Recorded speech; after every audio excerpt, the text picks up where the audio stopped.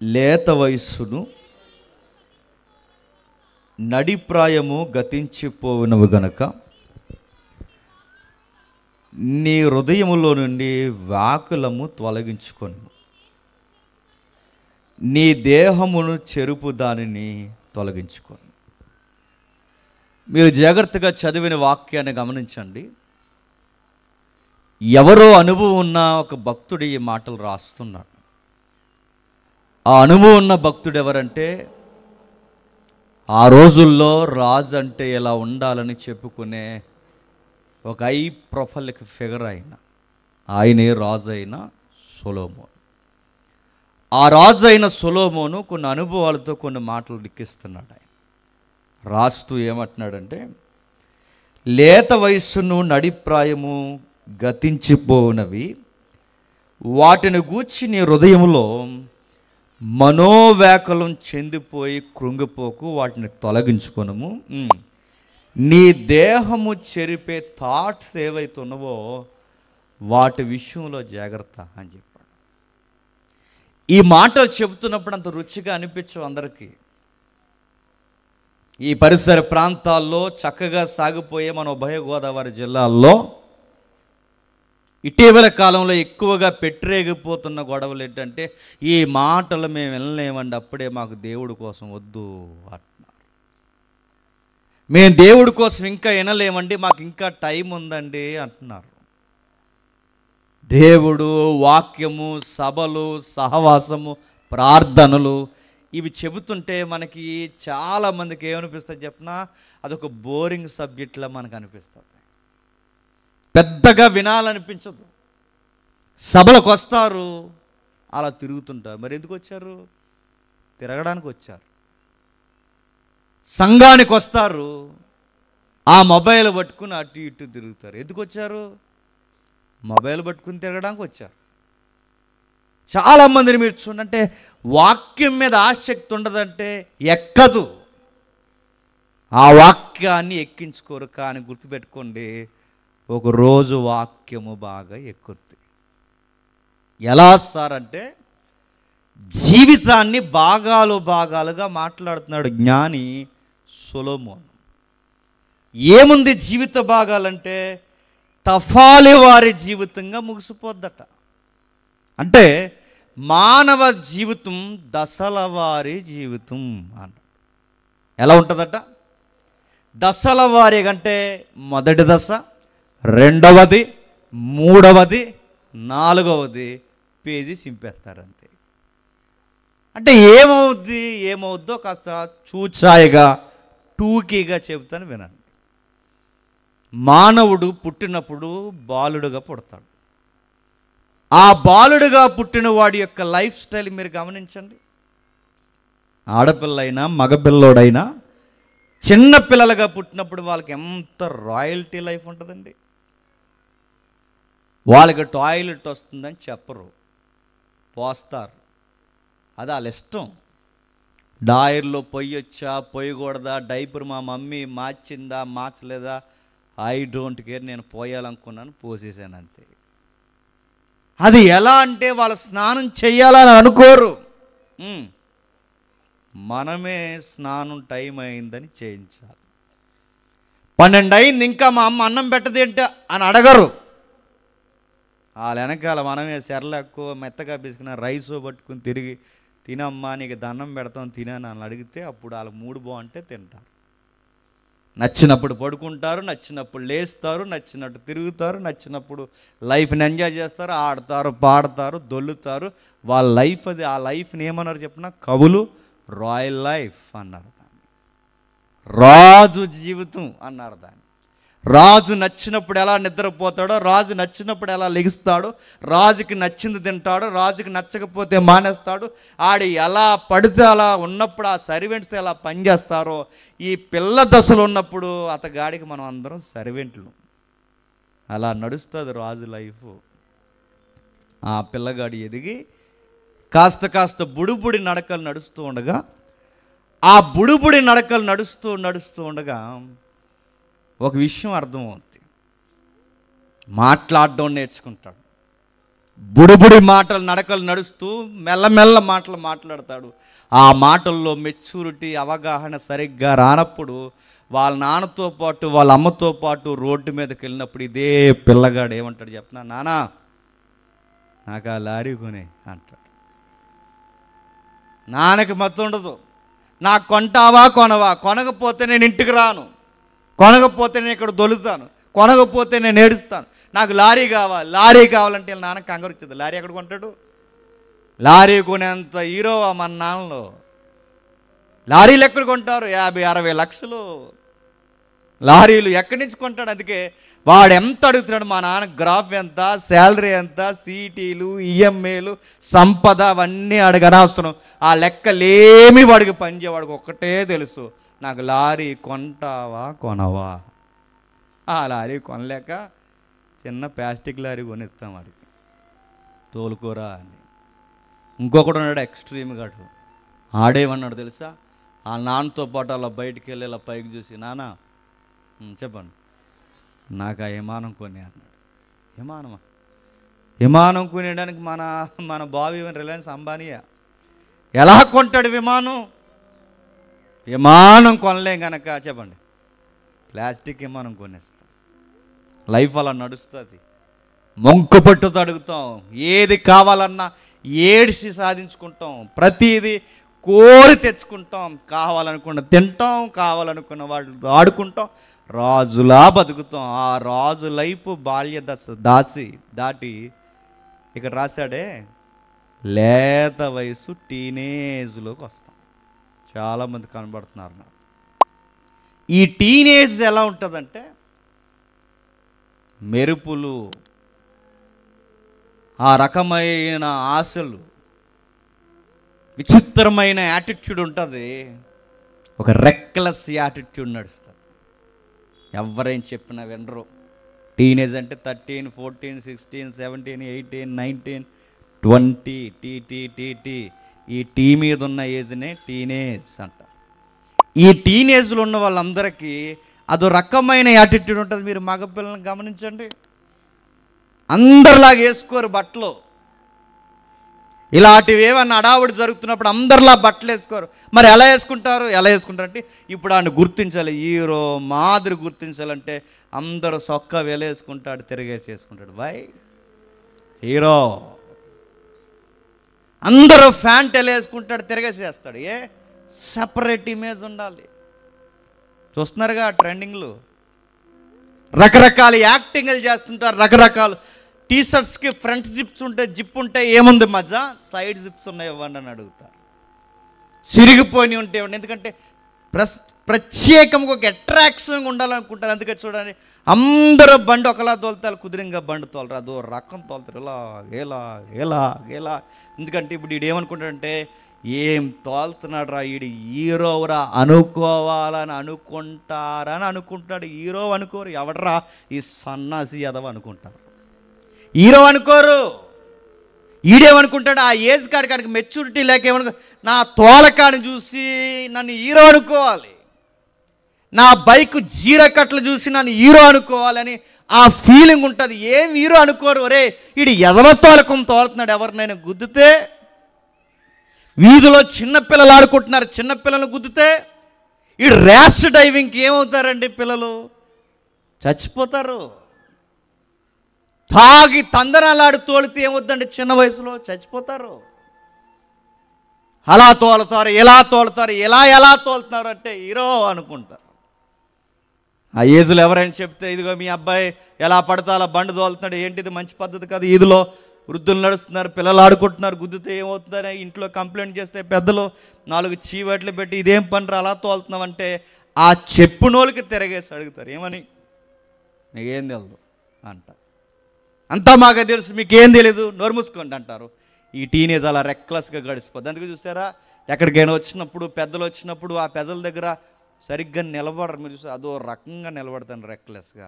ఈ పైబడి నిప్పేసి పెద్దోళ్ళు వస్తే నిలబడి అదో రకమైన యాటిట్యూడ్ ఉంటుంది. ఆ ఏజ్ అలా గడుస్తుంది. ఆ టైంలో చదువు అవ్వదు. ఆ టైంలో అందరూ హీరోల్లో ఫీల్ అవుతారు, హీరోయిన్లో ఫీల్ అవుతారు.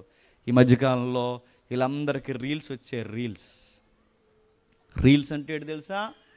రీల్స్ అంటే ఏంటంటే చదువు సంధ్య లేకుండా ఆ సోషల్ మీడియాలో పడి ఆ రీల్స్ చేసుకుంటూ, ఆ రీల్స్ ఏంటి రీల్స్ అంటే ఇప్పుడు మనం ఇలా మెట్లు దిగుతున్నాం అనుకోండి, ఆడిలా దిగడు, అక్కడి నుంచి దూకేస్తాడు, అదొక రీల్. మనం ఇలా నడిచి వెళ్తున్నాం అనుకోండి, ఆ నడ్డు ఇలా మొగ్గలేసుకుంటూ వస్తాడు, అదొక రీల్. మనం చక్కగా ఇలా డ్రెస్ కోడ్ వేసుకుని మనం పద్ధతిగా డిగ్నిటీగా అరే ఏ బురదన్నా పడతాడు మనం వెళ్తాడు, కాదు వాడు కావాలని బురదలో పడిపోతాడు, ఏ రీల్. విచిత్రమైన పనులు చేస్తారు, మేళ్ళ మీద దూకుతారు, అక్కడి నుంచి దూకుతున్నారు. ఈ మధ్య వెడ్డింగ్ షూట్ అట ఏకంగా డ్రైనేజీలో పెట్టారు. స్పెషల్గా రీల్ ఏంటంటే లైక్ చేయండి, షేర్ చేయండి, కామెంట్ చేయడం మర్చిపోకండి అన్నారు, ఫాలో అవ్వండి మా పేజ్ని అన్నారట. ఈ రీల్స్ ఎక్కువైపోయినాయి, ఇలా నడుస్తుంది సోషల్ మీడియా సరదా. ఈ టీనేజ్ అలా ముగిసిపోద్ది, ఆ లేత వయసు అలా అయిపోద్ది. వినండి, నేను ఎందుకు చెప్తున్నాను, వాక్యంలోకి వెళ్తాం. ఆ లేత వయసు ఎప్పుడైతే అలా అయిపోయిందో, ఆ వయసు అయిపోయిన తర్వాత సరిగ్గా 21 సంవత్సరాలు 22 సంవత్సరాలు దాటేసరికి టీనేజ్ అయిపోద్ది.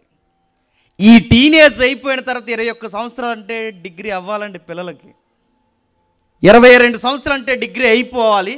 అప్పటికి డిగ్రీ అవ్వదు, ఎందుకంటే టిక్టాక్లు యవ్వానం రీల్స్తో తిరిగితే డిగ్రీలు ఎందుకు అవుతాయి?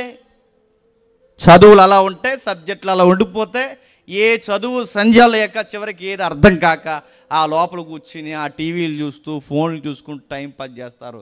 ఇరుగుపొరి ఎల్లమ్మ ఏరై అందరూ వచ్చి అడుగుతుంటారు, ఏది మీ బంగారం, ఏది ఏం చేస్తున్నారని అడిగితే ఏం చేయాలి ఇంట్లో తీవ్రంగా ఆలోచిస్తున్నారు, లోపల కూర్చుంటారు. ఏం చేస్తారు? సబ్జెక్టులు అన్నీ పోయాయి. ఆ 10th ఏదో కరోనా దయవల్ల పాస్ అయిపోయారు. ఇప్పుడు అవ్వదు, ఈ అవ్వకు ఇప్పుడు లోపల కూర్చున్నారు. ఈ లోపల కూర్చుంటే ఇదంతా జాగ్రత్తగా నడిపిస్తుంటారు. ఈ ఏజ్ 25 వరకు పర్లేదండి, అమ్మా నాన్న పోషిస్తారు. 25 25 సంవత్సరాలు పర్లేదు. 25 సంవత్సరాలు అయిపోయిన తర్వాత బాధ్యత కలిగిన తల్లిదండ్రులు అడగడం మొదలెడతారు, ఒరేయ్ అందరూ ఎదురు చేసుకుంటున్నారా, ఎదురు చేయొచ్చు కదరా, మాకేం రూపాయి ఇవ్వద్దు కానీ కనీసం నువ్వైనా ఏదోటి చేసుకుని నీ కాళ్ళ మీద నువ్వు నిలబడి రేపు పొద్దున్న నీకంటూ కుటుంబం వస్తే నువ్వు ఏదో ఒకటి చెయ్యాలి కదరా అని అడుగుతారు. అడిగినప్పుడు వీడి దగ్గర సమాధానం ఆ సౌండ్ తగ్గించండి. ఈ సమాధానాలు ఏమి వాళ్ళు సరిగ్గా చెప్పరు. ఈ సమాధానం చెప్పలేక ఇరుగు పొరుగు వాళ్ళు వచ్చి ఏమంటారంటే వీడు సెటిల్ అవ్వడు, వీడికి ఏమి టాలెంట్ ఉండదు. ఈ టాలెంట్ లేక ఏమవుద్దంటే ఇరుగు పొరుగు వారు అడుగుతారు, ఏమనంటే అందరికీ పెళ్ళి అవుతున్నాయి, మీ బకాయికి పెళ్ళి అవుదా అని అడుగుతారు. ఏమని చెప్తారు? వాళ్ళు అడిగే దానికి వీళ్ళు సమాధానం చెప్పలేక వీడు ఏమీ సాధించలేక ఏ సంబంధం రాక, ఏమత్తే సంబంధాలు, ఏ సంబంధం రాక ఏమీ చేయలేక చెప్పలేక ఈ టైంలో ఏమొద్దంటే ఇక ఏదో ఒక సంబంధం వస్తే చేసేద్దామని చెప్పి చేసేస్తారు. ఆ చేసిన తర్వాత ఆ చేసుకున్న భర్త అయినా భార్య అయినా అర్థం చేసుకున్న వారైతే సరే, అర్థం చేసుకోకపోతే అప్పుడు స్టార్ట్ అవుద్ది రగడ. ఆ స్టార్ట్ అయినప్పుడు ఈ లైఫ్లో ఇప్పటికీ ఆ పెళ్ళైన కొత్తలో వెంటనే వేరే కాపురాలు పెట్టలేరు గనక, ఏ పని చేయలేరు గనక అలా కలిసి అమ్మా నాన్న మీద ఆధారపడతారు. ఈ ఆధారపడుతున్నప్పుడు ఇలా బండి అలా నడుస్తూ ఉంటుంది. ఈ నడుస్తున్నప్పుడు ఒక గుడ్ న్యూస్ అంటారు. ఏంటా గుడ్ న్యూస్? కంగ్రాచులేషన్స్, చెప్పండి మీరు తండ్రి కాబోతున్నారంట. లైఫ్ అర్థమవుతుందా? బాల్యము, యవ్వనము, యవ్వనం తర్వాత 25 ఏళ్ళకి పెళ్ళి, లేదు 30 ఏళ్ళకి పెళ్ళి. ఈ 30 ఏళ్ళ జీవితంలో కొడుకుగా ఎలా ఉండాలో తెలియని మనకి ఓ కొడుక్కో కూతురుకో తండ్రి అయిపోయిన తర్వాత తెలుగులో సామెత ఉంది, కూర్చొని తింటే కొండలైనా చెప్పండి కరిగిపోతాయి. అమ్మా నాన్న కాళ్ళు చేతులు ఎంతకాలం ఆడతాయండి? అమ్మా నాన్న కాళ్ళు చేతులు ఎంతకాలం కష్టపడి మనం పోషించగలరు? ఆ విషయం వీడికి వయసు మళ్ళుతుంటుంది, అర్థమవుతుంటుంది వీడికి. ఇప్పుడు వీడు నమ్ముకొని ఒక భార్య వచ్చింది, ఇప్పుడు ఈ నమ్ముకొని 2 పిల్లలు పుట్టారు, ఈ నమ్ముకొని 2 జీవితాలు ఉన్నాయి, ఒకటి భార్య 2 పిల్లలు. ఈ టైంలో వీడికి బాధ్యతల మీద పడి కళ్ళు తెరుస్తాడు. ఆ కళ్ళు తెరుచుకున్నప్పుడు వీడికి అర్థమవుద్ది కాస్తంత సంపాదించి పెట్టాలి అని, కాస్తంత ఏదో ఒకటి చెయ్యాలి, కాస్తంత ఏదో ఒకటి దాయాలి అని. ఈ కష్టపడడానికి వెళ్తాడు, చదువు లేదు, చేతుల్లో టాలెంట్ లేదు, ఏమీ లేదు కనుక సరి అయిన ఈ పోషణ చేయలేక ఏ కూలి పనుకో ఏదో ఒకటి చేయడానికి వెళ్తాడు. ఈ వెళ్ళినప్పుడు ఏం జరుగుద్దంటే ఆ రూపాయో పాపాయో తెచ్చి తనకి సీరియస్గా ఇస్తుంటాడు. ఎవరికి? భార్యకి. తనకి ఎప్పుడైతే ఇస్తున్నాడో ఆ ఇస్తుండగా ఈవిడ సీరియస్గా వండేస్తుంటుంది, ఈయన సీరియస్గా తింటుంటాడు, ఈ పిల్లలు ఎదుగుతుంటారు. ఆ తర్వాత కాస్త 35 పై పడేసరికి కాస్త దాపరికం అలవాటు అవుతుంది. ఈ దాపరికం అలవాటు అయినప్పుడు దాస్తాడు. ఏం అర్థమవుద్దంటే రేపు పొద్దున్న ఏదన్నా కష్టం వస్తే మనం చేయి దాస్తే ఎవరు పెట్టరుగా. ఇవన్నీ లైఫే నేర్పిస్తుందండి లెసన్స్. ఇవి ఎవడు చెప్పాల్సిన అవసరం, లైఫ్ నేర్పించే లైఫ్ లెసన్స్ అంటారు వీటిని. మనం చేయి దాసి ఎవరిని అడగలేము. రూపాయో 100 రూపాయలు ఎంతో కొంత 10 రూపాయలైనా మనం దాయడం స్టార్ట్ చేయాలని దాస్తారు. ఆ దాచినప్పుడు అమ్మయ్య భార్యని చూడగలుగుతున్నాను, పిల్లలను చూడగలుగుతున్నాను, కాస్త పెంచగలుగుతున్నాను అని పోగేయడం స్టార్ట్ చేస్తారు. ఈ పోగేసింది లోపల వేసిన తర్వాత ఈ బాడీకి బంపర్ ఆఫర్లు వస్తాయి. ఆ బంపర్ ఆఫర్లు ఏంటంటే షుగర్లో చెప్పండి, బీపీలు చెప్పండి, అలసర్లు, తినదరక్కపోవడం, కళ్ళు కనబడకపోవడం, పిప్పలు బాధ, అరికాలు మంట, మోకాలు సలుపులు, లోపల గ్యాస్ స్టిక్కులు, ఇవన్నీ వచ్చేస్తే ఆ ఈదులో ఒకటి సైవాల్ డబ్బా అని అరుచుకుంటూ తిరగడం. లైఫ్ అలా అయిపోద్ది. ఇప్పుడు ఇది సంపాదించినంత పట్టుకెళ్ళి ఎక్కడ పెడతామంటే బాగా వినండి, హాస్పిటల్కి పెట్టుబడులు పెడతాం. ఈ సంపాదించినంత హాస్పిటల్ పెట్టుబడి పెడతాం. అప్పుడు మనకు తినాలని ఉంటుంది, తినలేము. మనకి ఏదో ఒకటి తాగాలని ఉంటుంది, తాగలేము. డాక్టర్ గారు చెప్పాడు, నీ ఆరోగ్యం నీ చేతుల్లో ఉంది, జాగ్రత్త అని. ఇలాంటి సభలకి వద్దామని ఉంటుంది, రాలేము. ఒకవేళ వచ్చి కూర్చున్నామన్నాడు మనకి సహకరించదు. కాళ్ళు కదలవు, నడుము పనిచేయదు, జీవితం కకలావికలంగా అనిపిస్తుంది. ఏది తినాలనిపించదు, సరిగ్గా నిద్ర పట్టదు, అంతా టెన్షన్గా ఉంటుంది. ఇలాంటి పరిస్థితుల మధ్య నానమ్మ ఏమైనా తింటావా, తాతయ్య ఏమైనా తింటావా, ఏం తాతయ్య ఏమైనా కావాలని అడిగితే నాకు ఏమొద్దురా అంట. అలా కాదు, అక్కడ సరదా కొంచెం చేపలు కూర్చుందామంటే నేను రాలేనురా, మీరు వెళ్ళండిరా అంట. చివరికి కొడుకులు సరిగ్గా పట్టించుకోలేక, కోడలు సరిగ్గా పట్టించుకోలేక ఆ చివరి దశకు వచ్చేసేసరికి తాతయ్య నీకేం కావాలి, నాన్నమ్మ ఏం కావాలంటే ఏమొద్దు. సంపాదించిందంతా వీళ్ళ దాచేయడం మొదలెడతారు, సంపాదించిందంతా కోడళ్ళు లాగేయడం మొదలెడతారు, సంపాదించిందంతా కొడుకులు వెనకేయడం మొదలెడతారు. మనం వాళ్ళు తీసుకుంటారు, అందరు తీసుకుంటారు, లంకంత ఇల్లులు కడతారు. చివరికి ఆ ఇంట్లో ఈయన ఈవిడే లెక్క లేకుండా పోతారు. ఎవరు నీడను బతుకుతారు. ఇప్పుడు వాళ్ళ నీళ్ళలోనే బిడ్డలు పుట్టి వాళ్ళని లోహు కట్టడం స్టార్ట్ చేస్తారు. అప్పుడు ఒక మాట అంటారు, తాతయ్య నీకు ఏం కావాలి తాతయ్య అంటే మన వాళ్ళకి చెప్తారు, నాకు ఏమొద్దు కానీ నాకు త్వరగా చచ్చిపోవాలని ఉందరా అంటారు. తాతమ్మ నీకు ఏం కావాలని అడిగితే నాకు ఏమొద్దు కానీ ఆ దేవుడు త్వరగా తీసుకెళ్ళిపోతే బాగుంటారా అంట. దేవుడు దెబ్బకి ఎప్పుడు గుర్తొస్తాడు చెప్పనా?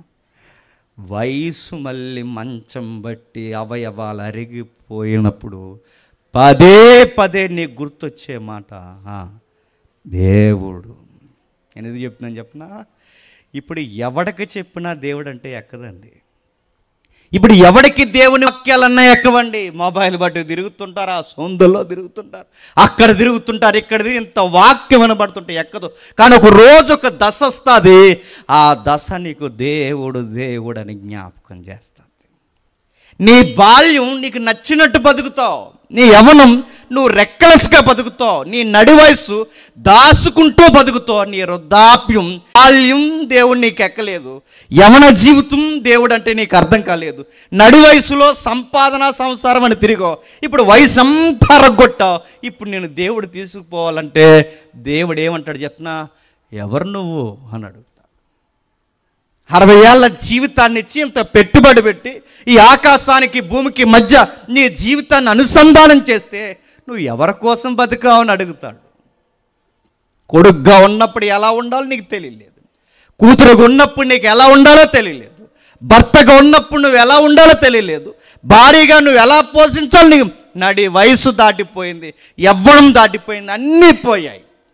నీ బుర్రకి ఏదన్నా ఎక్కిందా? ఏ వయసులో కలిగే ఆ కోరికలను, ఏ వయసుకు వచ్చే ఆశలను, ఏ వయసుకు వచ్చే ఆ బాధ్యతలను ఇవే జీవితం అనుకుని మనసులో పెట్టుకుని బతికావే తప్ప నా కోసం ఎప్పుడన్నా నీకు ఆతృత ఉందా? అరే అక్కడ సభ జరుగుతుంది, పోయి 4 మాటలు దేవుని కోసం నేర్చుకొని మనం సర్దుకోవలసినవి, మార్చుకోవలసినవి ఏమన్నా ఉన్నాయని ఏ రోజైనా నీ ఇంకిత జ్ఞానం పనిచేసిందా అని అడుగుతాడు ఆయన.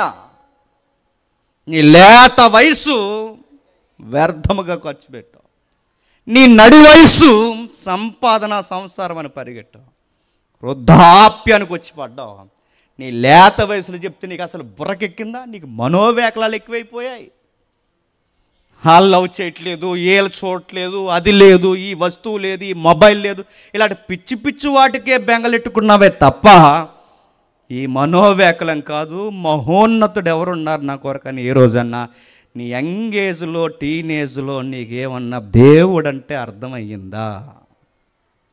దేవుడంటే నవ్వు, దేవుని మాటలంటే లోకువా? ఇలాంటి సభల్లో కనీసం చేతుల్లో బైబుల్ లేకుండా ఒక రెక్కలెస్ యాటిట్యూడ్ నీకు నేను చెబుతున్నాను. నీ ఏజ్ అంటే ఏమనుకుంటున్నావు? లైఫ్ అంటే తిరుగుళ్ళు అనుకుంటున్నావా? లైఫ్ అంటే టిక్టాక్లు అనుకుంటున్నావు? లైఫ్ అంటే రీల్స్ అనుకుంటున్నావు? లైఫ్ అంటే ఈ కలర్ఫుల్ లైక్లు, కామెంట్లు ఇవనుకుంటున్నావా? ఉంటాయనుకుంటున్నావా? సోషల్ మీడియా, ఫేమ్, నేమ్, ఇలాంటి చెత్త వైఖరి అంతా ఉంటుంది అనుకుంటున్నా? నీ నునుపు ఉన్నంత కాలమే ఉంటుంది, గుర్తుపెట్టుకో. నీ డ్యాన్సులు వేసినంత కాలం ఉంటుంది, గుర్తుపెట్టుకో. ట్రెండ్ మారినా, వయసు మారినా, నునుపు తగ్గినా, నీ ఆకారంలో షేపులో మారినా నీ ముఖం చూసే వాళ్ళు కూడా ఉండరు, గుర్తుపెట్టుకో. హీరోయిన్లు ఏదైనా పక్కకు దోహేస్తున్నారు 10 ఏళ్ళ తర్వాత. నువ్వు హీరోయిన్వా, హీరోవా అని అడుగుతున్నాను నేను. హీరోకి జుట్టు లేకపోతేనే తీసుకోరు సినిమాల్లోకి. వాళ్ళు మెయింటైన్ చేయవలసింది మెయింటైన్ చేయకపోతే మాకు అవసరం లేదు, పెట్టుబడులు వేస్ట్ అంటారు. అడుగుతున్నాను, వాళ్ళకే ₹1,00,00,000 ఉంటే వాళ్ళ అందంలో ఏమన్నా మార్పులు వస్తే వాళ్ళనే పక్కకు దోసేస్తారు. ఏ సోషల్ మీడియా, టిక్టాక్ల కోసం బతుకుతున్నాను అడుగుతున్నాను. లేత వయసు అది చాలా విలువైన జీవితం. అది లేత వయసు, అది విలువైన వయసు. అది ఆ వయసులో చదువుకునే టైము. చదువుకో. నేను చదువుకోను, నా ఇష్టం వచ్చినట్టు తిరుగుతాను, లవ్ అంటాను, చూడు తెలుస్తుంది లవ్ అంటే. లవ్ అంటే నీ నుంచి దమ్మిడి ఆశించకుండా నిన్ను 25 ఏళ్ళు పెంచారు చూడు, లవ్ అంటే అర్థమవుతుంది. లవ్ అంటే ఉదయాన్నే ₹10 మెసేజ్ పెట్టి టీ తాగావా, టిఫిన్ చేసావని ఆ గొట్టంగాడి గాలి ఏదో గాలి మాటలు మాట్లాడి ఇది లవ్వా? బ్యాలెన్స్ చేయించో లేడాడు ఖాతాలో, గుర్తెట్టుకో. లవ్వా అని అడుగుతున్నాను. దేనికి లవ్ అని అడుగుతున్నాను. లవ్ అంటే పార్కుల్లో ఒంటరిగా కూర్చోడమా? లవ్ అంటే ఎవరికి కనబడిన దొంగసాటున గీరుకుంటూ తిరగడమా? లవ్ అంటే లేత వయసు, అది విలువైన వయసు, విలువైన వయసు, చదువుకునే వయసు. ఆ వయసు 20 ఏళ్ళు దాటిందో నీ జూనియర్సే నీకు సీనియర్స్ అవుతారు. నువ్వు చదువుకోవాలనుకున్న నీకు సిగ్గైపోద్దేమనుకుంటున్నావు. డిగ్రీ అవ్వదు, ఇంటర్ అవ్వదు, డిగ్రీ అవ్వదు, ఒక ఐటీఏ కూడా తినంగా చేయలేవు, ఒక టాలెంట్ ఉండదు, నీకు ఏ నాలెడ్జ్ ఉండదు, మీ అమ్మా నాన్న మీద ఆధారపడి బతుకుతావు. చివరికాలం ఎంతకాలం ఉంటారు చెప్పిన అడుగుతున్నాను నేను. ఏమైపోతావు? లేత వయసు అది చూస్తుండగా అయిపోద్ది. చూస్తుండగా, అనుభవంతో రాస్తున్నాడు, చూస్తుండగా అయిపోద్ది అంటే అవును, ఇలా చూస్తుండగా అలా అయిపోద్ది అంతే. అది అప్పుడప్పుడు మీరు చూసి ఫోటోలు చూసుకున్నప్పుడు చూసుకోండి ఈసారి. టీనేజ్లో ఫోటోలు ఇప్పటికీ ఎంత గ్యాప్, జస్ట్ 10 ఏళ్ళు దాటిందంటే టీనేజ్ అయిపోద్ది అంతే. ప్రసంగి అనుభవంతో అంటున్నాడు. ఈ మాటలు ఎక్కడే కాదు, ఇంకా ముందు అధ్యాయంలో కోట్ చేస్తున్నాడు. ఏమని కోట్ చేస్తున్నాడు చూడండి. 3వ అధ్యాయం 1వ వచనం. ప్రతి దానికి సమయము కలదు, ప్రతి దానికి ఆకాశము కింద ప్రతి దానికి సమయం కలదు. అంటే ప్రతి దానికి ఒక టైం ఉంటుంది. ఆ టైం అయిపోతే మళ్ళీ ఆ టైం చెప్పండి రాదు. ఏముంది ఆ టైం అంటే కిందికి చెప్తున్నాడు 3వ వచనం నుండి. చంపుటకు, బాగు చేయుటకు, పడగొట్టుటకు, కట్టుటకు, ఏడ్చుటకు, నవ్వుటకు, దుఃఖించుటకు, నాట్యమాటకు, రాళ్లను పారవేయటకు, రాళ్లను కుప్పవేయుటకు, కౌగిలించుట మానుటకు, ఎతుకుటకు, పోగొట్టుకొనుటకు, దాచుకొనుటకు, పారవేయుటకు, చింపుటకు, కుట్టుటకు, మౌనంగా ఉండుటకు, మాట్లాడుటకు, ప్రేమించుటకు, ద్వేషించుటకు, యుద్ధము చేయుటకు, సమాధానం పడడానికి ప్రతి దానికి సమయం కలదు. ఆ సమయం ఉన్నప్పుడు ఈ సమయం ఉండదు. చెప్పండి, ఈ సమయం ఉన్నప్పుడు ఆ సమయం ఉండదు. నిజమేనంటే నిజమే. ఒక ఉదాహరణ చెప్తాను వినండి. మనం అందరం బాల్య దశ నుంచి వచ్చినాం కదండి. కుర్రోళ్ళు అడుగుతున్నారు, మీరు చెప్పండి. అందరం బాల్య దశ నుంచి వచ్చిన వాళ్ళమే. చిన్నప్పుడు మనకి ఏ ఆటలు అంటే బాగా ఇష్టం అండి? గోళీలు. ఆ గోళీలు ఆటలు అంటే ఎంత ఇష్టం మనకి. నచ్చినట్టు ఆడుకునేవాళ్ళం. ఇన్ని గోళీలు జేబులు వేసుకుని ఇలా ఊపుతూ తిరిగేవాళ్ళం. గోళీలు నా దగ్గర ఉన్నాయిరా అని. అన్ని గోళీలు ఈదులో తిరిగేవాళ్ళం. ఈదులో తిరిగే గోళీలాట ఎంత ఇష్టమో. చివరికి ఆ గోళీలు కూడా జేబులో వేసుకుని నిద్రపోయేవాళ్ళం రాత్రి. నా ఫ్రెండ్ ఒకడు ఉండేవాడు, ఆడు గోళీలు కానీ రాత్రి పడిపోతాయేమో ఆ జేబీ కాడ లబ్బరెట్టేవాడు లోపల. ఎందుకురా గోళీలు అంటే ఆ రోజుల్లో, ఆ వయసులో, ఆ సమయంలో గోళీలే చెప్పండి పెద్ద ఆస్తి. అవే ఆస్తి. ఆస్తి మాదిరి చూసేవాళ్ళం. డ్రింక్ మొదలు దాచుకునేవాళ్ళు, గోళీలు దాచుకునేవాళ్ళు, ఎంత దాచుకునేవాళ్ళం. ఇప్పుడు అదే మనుషుడు ఇప్పుడు పెద్ద అయిపోయా. నేను ఎంప్లాయ్ అయిపోయాను, చాలామంది నా స్నేహితులు ఎంప్లాయీస్ అయిపోయారు. వీళ్ళందరూ అప్పుడు గోళీలు ఆడుకుని ఎంత దాచుకునేవాళ్ళం. ఇప్పుడు వీళ్ళ దగ్గరికి వెళ్ళి బర్త్డే కార్యక్రమం కానీ ఏదైనా ఫంక్షన్ జరిగినప్పుడు, ఈసారి ఫంక్షన్ జరిగినప్పుడు నేను వెళ్ళి, ఒరే నీకు గోళీలు అంటే బాగా ఇష్టం కదరా అని ఇన్ని గోళీలు కొనిచ్చాను అనుకోండి, ఏమంటాడు చెప్పండి? పైనుంచి కింద నుంచి ఒక లుక్ ఇస్తాడు, నాకు ఏం చేసుకుని రీ అని. ఒరే ఆ గోళీల కొరకే కదా తెగ ఆస్తిలా తిరిగేవాడు బట్టే ఒకప్పుడు అది అయిపోయింది. మరి అదే మనిషిగా ఆ జేమ్సేగా అప్పుడున్నది. అప్పుడు ఆ జేమ్స్ ఇప్పుడు ఇంత అయ్యాడు. ఇప్పుడు ఇంత అయిన జేమ్స్ అప్పుడు అవే కావాలన్నాడు. మరి ఆ జేమ్స్ అప్పుడు అవి ఇష్టపడినప్పుడు ఇప్పుడు ఎందుకు ఇష్టపడ్డంటే ఆ సమయం వేరు చెప్పండి, ఈ సమయం వేరు. అంటే అప్పుడున్న ఇష్టాలు ఇప్పుడుండవు. అంటే ఇప్పుడున్న ఇష్టాలు అప్పుడుండవు చెప్పండి, అప్పుడున్న ఇష్టాలు ఇప్పుడుండవు. ఈ దశల వారీ మారుతున్న ఇష్టాల కొరకు ఇది లేకపోతే నా బతుకు లేదని అనుకుంటే నీకు అంత అమాయకుడు ఇంకెవడు లేడు. టీనేజ్లో ఉన్నప్పుడు నా లైఫ్ ఇంతకే నువ్వు దేవిష్యులు అన్న అనుకుంటే అది ఉన్నంత కాలమే ఆ టీనేజ్ అయిపోయిందో, వచ్చి దీని కొరక నా సమయం అంతా వేస్ట్ చేశానని అప్పుడు నువ్వు బాధపడతావు. అప్పుడున్న ఇష్టాలు నీ వయసు మళ్ళాక నీకు ఉండవు. గుర్తుపెట్టుకో. ఆడపిల్లలు ఉన్నారు, చిన్నప్పుడు చిన్న చిన్న గిన్నెలు తాడతారు, బొరుగులు. ఆ చిన్న చిన్న గిన్నెలు తాడతారు. చిన్న స్టవ్, చిన్న సిలిండర్, మళ్ళీ గ్యాస్ సిలిండర్ చిన్నదే, చిన్న మూతలు, చిన్న చిన్న గిన్నెలు, అందులో రైసులు, మళ్ళీ కోడిగుడ్లు కూర, రకరకాలన్నీ ఉంటాయని అడుగుతున్నాను. ఇంత మెయింటైన్ చేస్తారు. ఆ బొరుగులే దగ్గరెట్టుకుని తలగడెట్టు పడుకుంటారు. మీరు ఎదిగిన తర్వాత, పెళ్ళి అయిన తర్వాత చిన్న చిన్న బొరుగులే సారిచ్చారనుకోండి, ఏం చేస్తారు చెప్పండి? చిన్న స్టవ్, చిన్న గ్యాస్ సిలిండర్ ఇచ్చి ఇదేనమ్మ నీకు శారీ అంటే ఏమంటారు? పైనేసి కింద నుంచి చూస్తారు. మరి అప్పుడు హైవేగా అవి పట్టుకునే 24 hours ఆడుకునేదానుగా అంటే అది అయిపోయింది. ఆ వయసు అయిపోయింది, ఆ ఇష్టాలు అయిపోయాయి, ఆ కాలం అయిపోయింది, ఆ సమయం అయిపోయింది. ఆ సమయం వేరు చెప్పండి, ఈ సమయం వేరు. సొలొమోను ఏమంటున్నారంటే, ఎక్కువగా ఆతృత పడిపోయి ఈ దశల వారి జీవితంలో మనకు కలుగుతున్న ఈ మార్పులలో, ఈ ఇష్టాలలో ఇదే జీవితం అనుకునే జీవితాన్ని వ్యర్థము చేయకండి. ఇదే జీవితం అనుకునే జీవితాన్ని వ్యర్థము చేయకండి. జీవితాన్ని పాడు చేసుకుంటారు. ఆశలే జీవితం అనుకుని, అడియాసలు అయిపోయిన తర్వాత జీవితమే వ్యర్థం అనుకుని, నచ్చినప్పుడు తిరుగుతున్నప్పుడు అదే జీవితం అనుకుని, తిరగడానికి అవకాశం లేనప్పుడు నా జీవితం ఎలా అయిపోయింది అంటే అనుకుని సూసైడ్ ప్రయత్నాలు చేసే పనులు చేయకండి. అసలు ఇది జీవితం అని మీరు అనుకోకండి. దీని కొరకు మనోవేకలము చెప్పండి చెందకండి. జీవితం వేరు. సొలొమోను అన్నీ చూసి రాస్తున్నాడు. ఆ రాస్తూ ఇలా అంటున్నాడు, ప్రతి దానికి సమయం కలదు. సొలొమోను గారు ఇంత అనుభవంతో ఎలా రాస్తున్నారు సార్ అంటే, ఆ ముందు అధ్యాయంతో అంటున్నాడు చూడండి. ముందు అధ్యాయంలో మొదటి అధ్యాయం 2వ వచనం, వ్యర్థమని ప్రసంగి చెప్పుచున్నాడు. వ్యర్థము, సమస్తము వ్యర్థమే. ఏంటట? వ్యర్థము.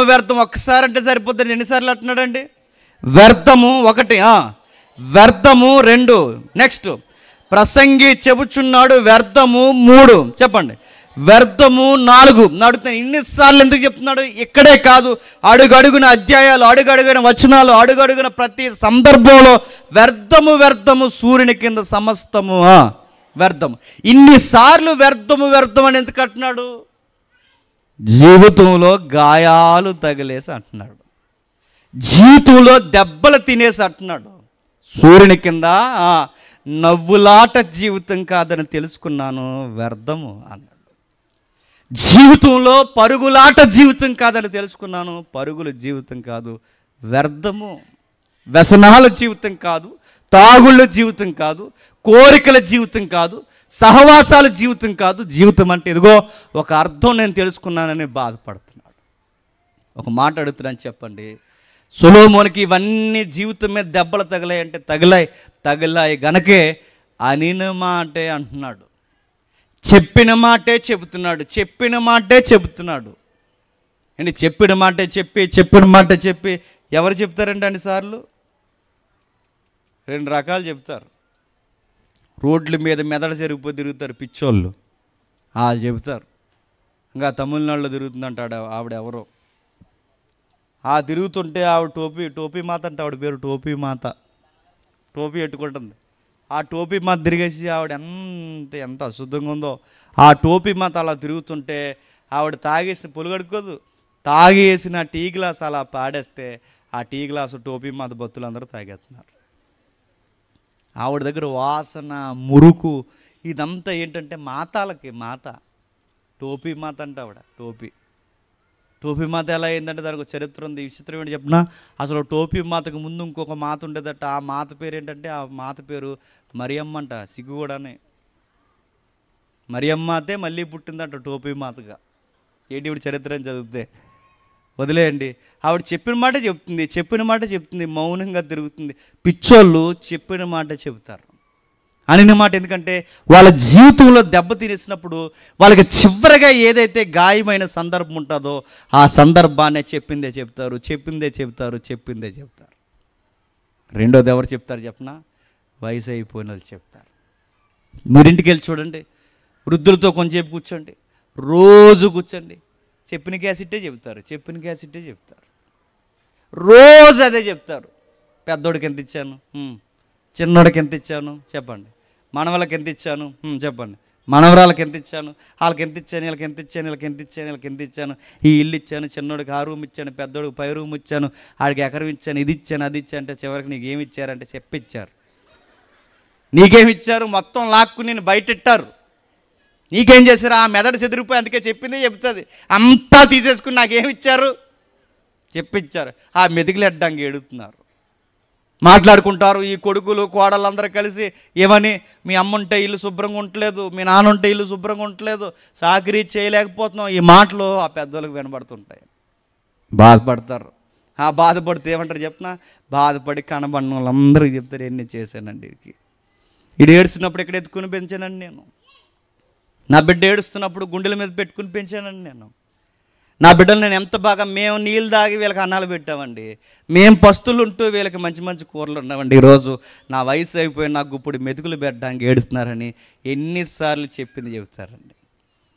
ఎందుకు అలా చెప్తారంటే జీవితంలో గాయాలైపోయిన వాళ్ళు చెప్తారు, చెప్పిందే చెప్తారు, గాయాలైపోయిన వారు చెప్తారు. ఇది నేను ఎందుకు చెప్తున్నానంటే, సొలొమోను చెప్పిందే చెబుతున్నాడంటే పిచ్చోడు కాదు, మరెవరు? గాయాలు తగిలిన వాడు, వయసు అయిపోయినాడు. ఆ గాయాలు తగిలినాడు చెప్తున్నాడు. ఏం గాయాలు తగిలాయి?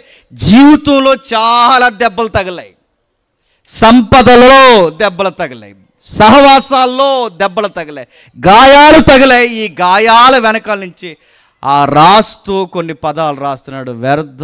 వ్యర్థము చెప్పండి, సమస్తం. జీవితంలో అర్థవంతమైనది ఏమీ లేదు, సమస్తము వ్యర్థమని రాస్తూ బాధపడుతున్నాడు. ఆ బాధపడుతున్నోడికి ఇన్ని బాధలు ఉన్నాయంటే, అవును, మనుషులందరి వలన ఆయన దెబ్బతినేశాడు కనుకే ఈ సిరి సంపదలన్నీ చూసి బాధపడుతూ, నా వలే జీవితాన్ని ఎవ్వరూ పాడు చేసుకోకండి, లేత వయసు విలువైనది, నడిప్రాయము విలువైనది. ఈ విలువైన సమయంలో మనోవ్యాకులం చెంది మీరు డిప్రెషన్లోకి వెళ్ళిపోకండి. ఆ వయసు అలా వచ్చి అలా వెళ్ళిపోతుంది. విలువైన జీవితాన్ని జాగ్రత్తగా గడపండి. నేను గడపలేకపోయాను, నా జీవితంలో నేను చూడలేకపోయాను, గాయాలు తగిలి చెబుతున్నాను అంటున్నాడు ఆయన. చెబుతున్న మాటలే ఈ ప్రసంగి గ్రంథాన్ని రాశాడు. ఏం తగిలేచారంటే చాలా చరిత్ర ఉంది ఆయన గురించి చెప్పడానికి. టూకీగా రెండు మాటలు చూసి త్వరగా ముగించే ప్రయత్నం చేద్దాం. రండి ఒకసారి ఆయన చరిత్రలో ఏం జరిగిందో చూద్దాం. ఒకసారి రండి. మొదటి రాజుల గ్రంథం, మళ్ళీ ఇక్కడికి వద్దాం. మొదటి రాజుల గ్రంథం 10వ అధ్యాయం, మొదటి రాజుల గ్రంథం 10వ అధ్యాయం 14వ వచనం నుంచి చూడండి.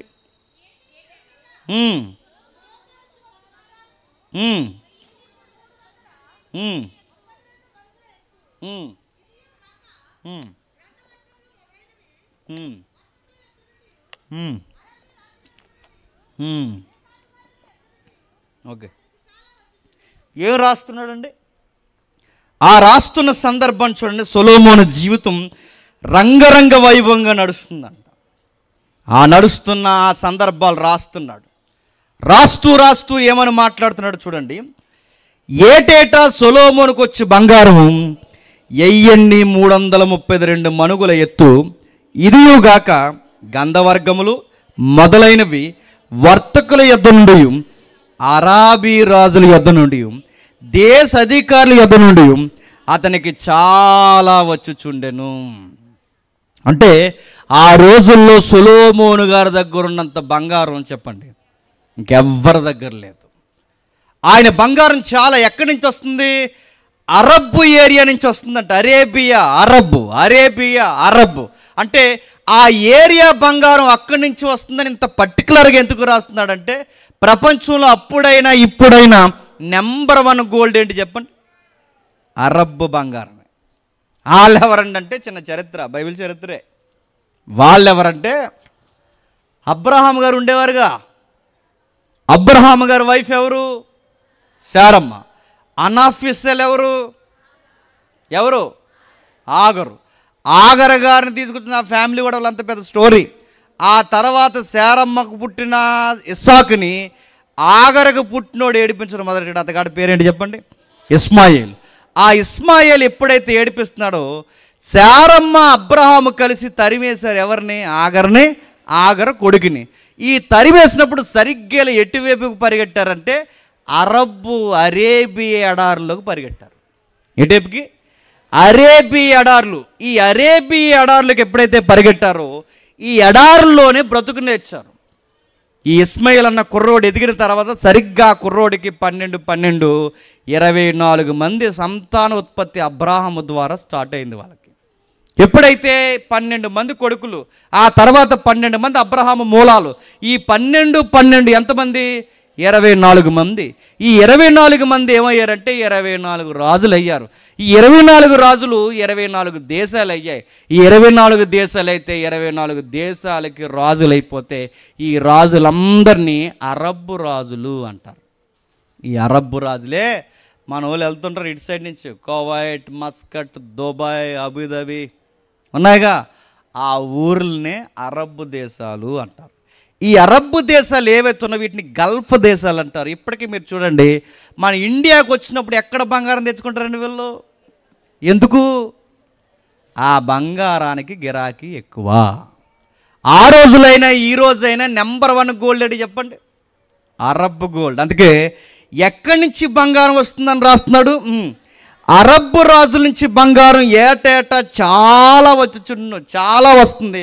ఆయనకి పంపిస్తున్నారంటే నెంబర్ 1 గోల్డ్ ఆయన దగ్గరకు వస్తుంది. కిందికి రాస్తున్నాడు. రాజు అయిన సొలొమోను సుతుతో కొట్టిన బంగారముతో అలుగులు గల ఎత్తు 200 డాళ్లను చేయించెను. డాలు ఒక్కొక్కటికి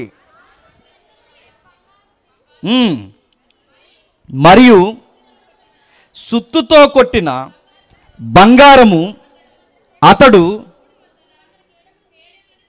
300 కేడములు చేయించెను. కేడముకు ఒక్కొక్కటి 300 బంగారు తులముల ఎత్తుల బంగారమును. వీటిని రాజు లెబనోను అరణ్యపు మందిరమందు ఉంచెను. ఆగుదాం. ఏం చేస్తున్నాడు బంగారంతో? మనకు బంగారం ఇస్తే ఏం చేపిస్తామండి? ఏదో ఒక ఆభరణాలు చేపిస్తాం. ఆయన ఏం చేపిస్తున్నాడు? ఏం చేపిస్తున్నాడట? సిమెంట్ మోసి గమేళాలు ఉంటాయి తెలుసుగా, అలాంటి మాది రౌండ్ సర్కిల్ యుద్ధాలు జరుగుతున్నప్పుడు ఎదుటోడు బాణాల మీదకి రాకుండా అడ్డెట్టుకోవడానికి ఏం చేపిస్తున్నాడట? డాల్. ఏంటి? డాల్నే ఏటుతో చేపిస్తున్నారట. సొలొమోను గారికి ఏమంటే లెక్కలేదంట. ఎందుకంట? ఆయన లలిత జ్యువెలరీ గుండెని కన్నా ఎక్కువ ఉంది ఆయన దగ్గర బంగారం. గుర్తెట్టుకో. అక్కడ రాస్తున్న బంగారం చూడండి, కొన్ని పదాలు వాడారు, నాకు మొన్నటి వరకు తెలియదండి అది. నాకు మొన్న ఒక బ్రదర్ చెప్తే నాకు స్ట్రైక్ అయింది వచనం. అక్కడ ఒక బంగారం రాస్తున్నాడు, పైన అరబ్ బంగారం అన్నాడు, కింద సుత్తుతో కొట్టిన బంగారం అన్నాడు. 2 సార్లు అన్నాడు, చాలా అధ్యాయులు అన్నాడు. సుత్తుతో కొట్టిన బంగారం ఏంటి? సుత్తుతో కొట్టిన బంగారం అంటే బిస్కెట్ బంగారం వేరు, శాత చేసే బంగారం వేరు. నాకు మొన్నే తెలుసు, మీకు ఎప్పుడూ తెలుసేమో, నాకు తెలియదు నిజంగా. మరి బంగారం బిస్కెట్లు అవి ఆభరణాలు చేయించుకోవడానికి పనిచేయవట. మరి ఆ బిస్కెట్లు దేనికంటే వచ్చిన డబ్బులు దాని మీద పెట్టుబడి పెట్టి ఆ బిస్కెట్లను జాగ్రత్తగా దాచుకొని రేట్ వచ్చిన తర్వాత మళ్ళీ అమ్మేసి కావలసినప్పుడు మళ్ళీ ఇంకో 2 బిస్కెట్లు కొనుక్కొని అవి పెట్టుకుని అవి తినడానికి పనిచేయవంట. అవి ఆభరణాలు చేయడానికి పనిచేయవట. ఆ బిస్కెట్లు దేనికట? గిరాకీ వచ్చినప్పుడు అటు ఇటు లావాదేవీలకి వాడడానికి తప్ప. ఇప్పుడు నాకు బంగారం బిస్కెట్, గోల్డ్ బిస్కెట్ దొరికిందని అది పట్టుకెళ్ళి నాకు నకిలీ చేయండి అంటే చేయరంట. అది అవ్వదంట. అది చేతకు పనిచేయదట. మరి ఏ బంగారం పనిచేస్తుంది? సుత్తుతో కొట్టే బంగారం ఉంటుంది, సాగదీసే బంగారం ఉంటుంది. అంటే మనం వాడే బంగారాలు ఏవైతున్నావో, ఇది నా మ్యారేజ్ రింగ్, ఈ బంగారం ఏదైతుందో ఈ వాడే బంగారాన్ని సాగే బంగారం అంటారు. అంటే ఎప్పటికీ ఎక్కువ గిరాకీ ఉండే బంగారం ఏంటంటే చెప్పండి, సాగే బంగారం. ఎంత సాగుతుంది సార్ అంటే, ఇంత పిసర బంగారం అన్నట కిలోమీటర్ సాగదీయచ్చట. ఇంకా కొంచెం సైజు ఉంటే సుమారు 5 కిలోమీటర్లు అంత సాగుతుందట. అలా ఎలా సాగుద్దట? అప్పుడప్పుడు మీరు చూసారు లేదో, ఇన్ని లక్షల రూపాయలు ఈ చీరకి ఎందుకు సార్ అంటే, ఆ చీరలో ఏమున్నాయంట? బంగారం దారాలు ఉన్నాయంట. ఏడు బంగారం దారాల్లా కూడా అవుద్దంటే చెప్పండి, అవుతుంది. బంగారం దారాలే కాదు, దాన్ని ఎలాగైనా అందుకే అన్ని మెటీరియల్లో దీనికి ఎందుకంత గిరాకీ అంటే, కంచు దీనికిలాగా ఉంటుంది, కానీ దానికి దీనికి తేడా ఏంటంటే ఇది సాగుద్ది, అనుకున్నట్టు సాగుద్ది. మన్నుకి ఎక్కువ ఉంటుంది. అందుకే ఈ జడ పదార్థాలు లేదా ఈ ముడి పదార్థాల్లో ఈ పదార్థానికి రేట్ ఎక్కువ. ఇలాంటి బంగారాన్ని తెచ్చి సుత్తుతో కొట్టించి ఏం చేయించాడట? డాళ్ళు చేయించాడట. కిందికి చెప్తున్నాడు 18వ వచనంలో, మరియు రాజు దంతము చేత పెద్ద పెద్ద సింహాసనాలు చేయించాడు. దంతాలంటే ఈ మధ్య ఒక యాడ్ వస్తుంది, టబ్బాలు మన గ్లాస్ పగలగొట్టేసి వార్తలు చూస్తుంటే, టబ్బాలు మన గ్లాస్ పగలగొట్టి ఇలా వచ్చేసి ఇలా మైక్ కట్టుకుని మీ టూత్పేస్ట్లో ఉప్పు ఉందా అంటున్నారు, పళ్ళుకు పాసు ఉంది, టూత్పేస్ట్లో ఉప్పు ఉందా, కారం ఉందా, కరివేపాకు ఉంది, ఇవన్నీ వీళ్ళకి ఎందుకండి? నేను అడుగుతున్నా. అదేంటంటే ఇక్కడ చెబుతున్న దంతాలు చెప్పండి, మన పాసిపళ్ళు కాదు ఇక్కడ చెబుతున్నది. ఇక్కడ చెబుతున్న దంతాలు ఏంటంటే ఏనుగు దంత. నేను ఎందుకు చెప్తున్నాను వినండి. సొలొమోను లైఫ్ చాలా రిచ్ లైఫ్ అండి. లేత వయస్సు నడిప్రాయము త్వరగా గతించిపోని, జాగ్రత్త వ్యర్థమైపోద్ది కాదు. మనం ఎందుకు ఆయన చెప్తున్నాడంటే, ఇదిగో ఇంత తొలతూగి జీవితంలో దెబ్బలు తిని రాస్తున్నాడు, అన్ని గాయాలు అయిపోయి రాస్తున్నాడు. ఆ రాస్తున్న మాటే ఆయన సింహాసనాల దంతాల చేత చేయించాడు. దంతాలంటే మాటలా, సరదాగా ఒక దంతం తండి తీసుకెళ్ళిపోతారు ఎక్కడికి? ఏనుగు దంతాలు కానీ, పులుగోర్లు కానీ, అడవి మృగాల యొక్క దంతాలు ఏ రోజైనా అవి చాలా గిరాకీ, ప్రమాదం కూడా.